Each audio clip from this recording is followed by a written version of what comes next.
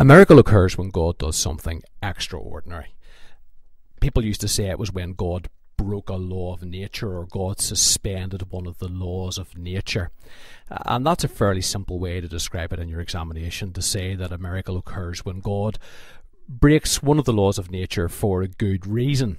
Now, that's not a brilliant definition of a miracle for reasons we'll come to see, but it'll do nicely for your exam. You simply say that a miracle happens when God breaks one of the laws of nature for a reason. Probably the central miracle in the Bible is the resurrection of Jesus Christ, where God raises his Son from the dead. And God does that for a good reason. He does that to reveal something about himself. He does that to reveal that he's there, that he's present, that he has done something for humanity on the cross. And so miracles tend to be connected with the idea of revelation. So we'll come to that a little later on when we talk about revelation. For the meantime, let's focus on this term miracle. The idea of God doing something extraordinary in nature, something that's just beyond, almost beyond belief. Now, miracles aren't impossible. It's not God doing the impossible. That sentence simply doesn't make any sense. You can't do the impossible.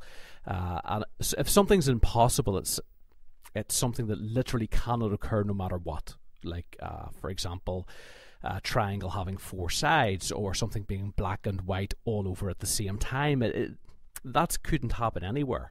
But if God created the universe, and if God sustains the universe, keeping it in place at every moment, then there's absolutely no reason whatsoever why God simply couldn't suspend one of the laws of nature.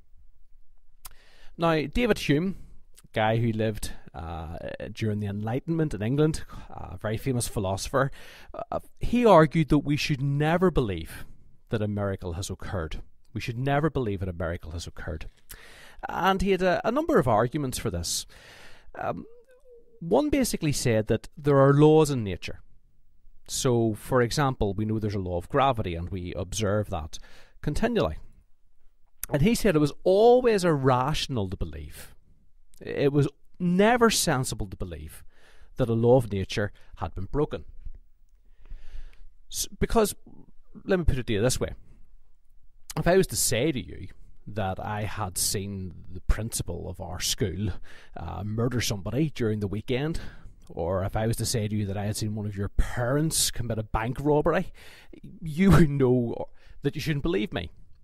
Because your experience of your parents, or your experience of the principal at the school, would tell you that they're simply not the type of person to do that. You've seen them every day, you've seen them at work, or you see your parents at home, you know who they are, you know what they're like, and you know that's just not what they do. Well, if you wouldn't accept my testimony that they had committed a crime, you definitely would not accept my testimony that they had flown or levitated, because you've seen them continually, you've seen them throughout your life, and you've got lots of experience that tells you that that's just not the sort of thing that they do. You know, your parents aren't the sort of people who go about floating or flying. Well, David Hume says just extend that out. Every human knows that if you throw something up and it's heavy, it comes down. That's the constant experience of the human race. We know this. And more than simply recording our observations, we can actually measure the rate at which things fall.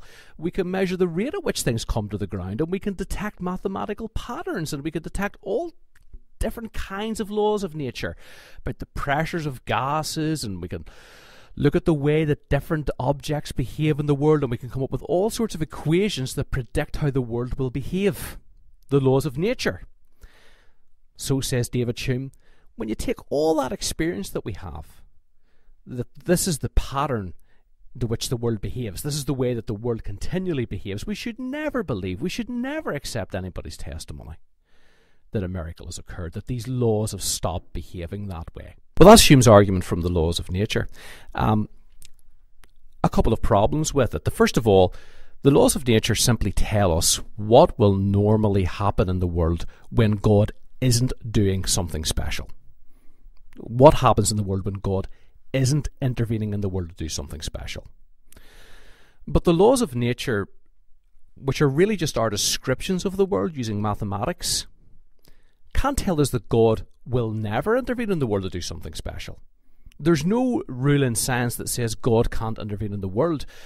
That's just not what the laws of nature do. They just simply tell us how the world normally, typically behaves. But the laws of nature can't tell us whether God will ever want to intervene in the world or what it might do when he does intervene. That's just not what they're about. They're just descriptions of what will normally happen. And secondly, God might have very good reasons for wanting to intervene in the world, to tell us something about himself. Just as a composer might write a fantastic musical piece, or even a pop musician might write a wonderful song and normally play it the same every time, but one night in a concert decides just in the middle of a performance to add an extra little special bit himself, just does that spontaneously. Well, God could do that with creation. God set creation in motion. He's created laws of nature. Sometimes he might have a reason for doing something special. And the fact that science can detect laws of nature simply has no bearing on whether God will or will not intervene at times to do something special. Secondly, even though we do have lots of evidence that this is how nature normally behaves, that doesn't mean that we can't also have good evidence that a miracle occurred. So let's take the example of, say, the school principal committing murder, and you would say, no, we know our school principal, he just doesn't do that sort of thing, he's not that type of person. But suppose I was to bring you lots of DNA evidence from a crime scene and fingerprints or photographic evidence, you might change your mind. Suppose I was to say that I seen one of your friends levitate. You might simply say that's nonsense. I mean, I would never believe that. I've known my friend for years. That's not the sort of person he is.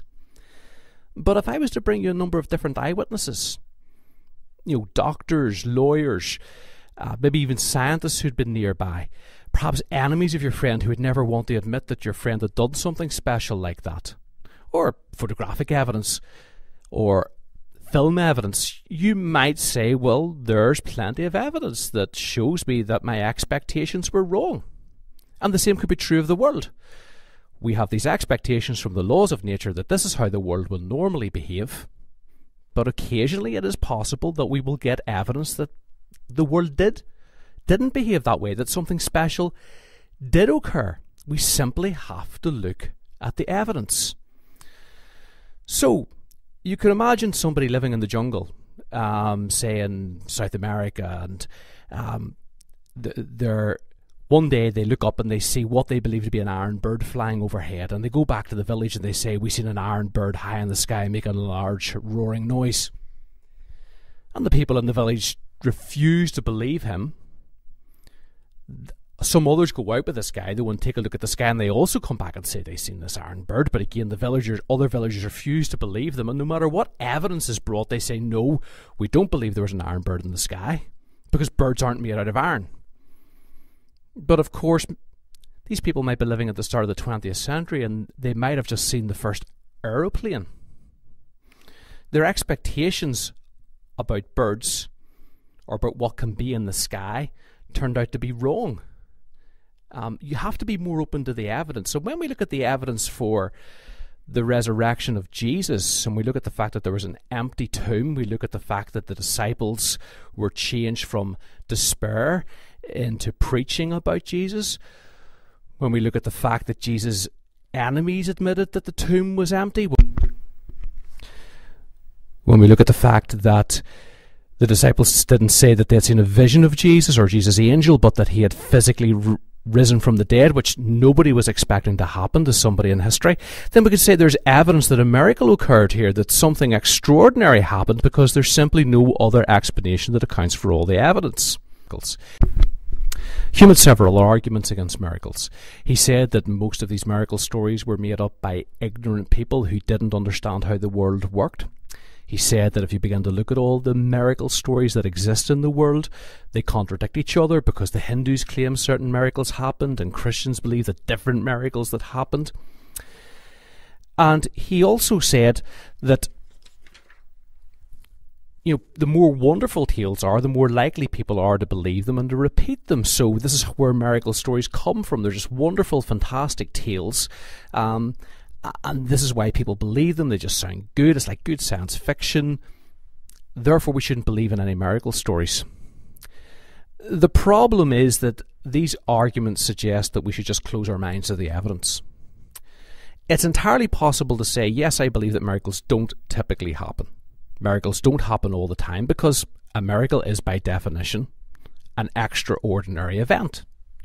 It's when God wants to do something extraordinary, something out of the ordinary. And because you believe that's what a miracle is, you're going to say, well, I won't believe in a miracle unless there's good evidence for it. And so you don't just accept every miracle story that you hear. You'll only accept a miracle story if there's good evidence for it. And when you've looked at the evidence from different religions and different traditions, you might decide, well, look, here is one miracle story that I believe in, that one miracle story where I believe is true because there's good evidence for it. There's simply no reason why somebody can't have that belief, why they can't say, listen, I'm open to the possibility of there being miracles, and I will look at the evidence with an open mind. And many people believe that the resurrection would be an instance where, if you have an open mind, here's evidence for a miracle, that a miracle actually happened. And if you look at the story of the resurrection, it isn't the case that this was a story that people desperately wanted to believe in. Believing in the resurrection was likely to lead to persecution in Jewish society and ridicule outside of Jewish society. You were going to be made fun of and persecuted, and there were people in Jesus' day who simply did not want to believe that this man had risen from the grave because they had put him to death. And over and above that, there were a group of people known as the Sadducees who, even though they were what Hume would have called ignorant people who didn't have science, didn't believe in miracles. This disbelief in miracles was not something that only applied in the modern age. The Sadducees believed, yes, God had performed miracles in the time of Moses, but he just doesn't do that sort of thing anymore. And so these arguments of Hume don't really work terribly well, and it seems to me that we should keep an open mind and approach the evidence as rational people and say, well, is there evidence here that a miracle occurred?